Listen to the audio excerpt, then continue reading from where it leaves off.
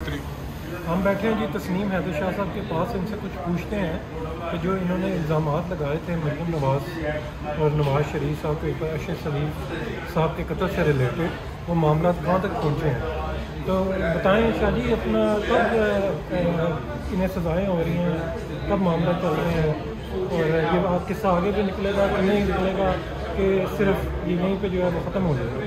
बिस्मिल्लाहिर्रहमानिर्रहीम। भैया का नाबोदो भैया का नस्ताइन। बड़ा अच्छा आपने रज़ा भाई सवाल किया, बहुत शुक्रिया आपने मुझे बुलाया।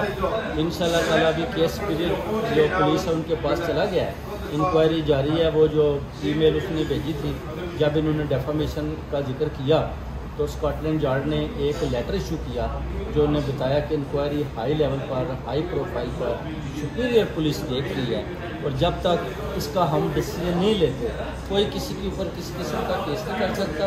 और इंशाल्लाह पूरी उम्मीद है कि इनके इंटरव्यूज़ होंगे और गिरफ्तारियां भी हो सकती हैं जैसे कि स्कॉटलैंड यार्ड।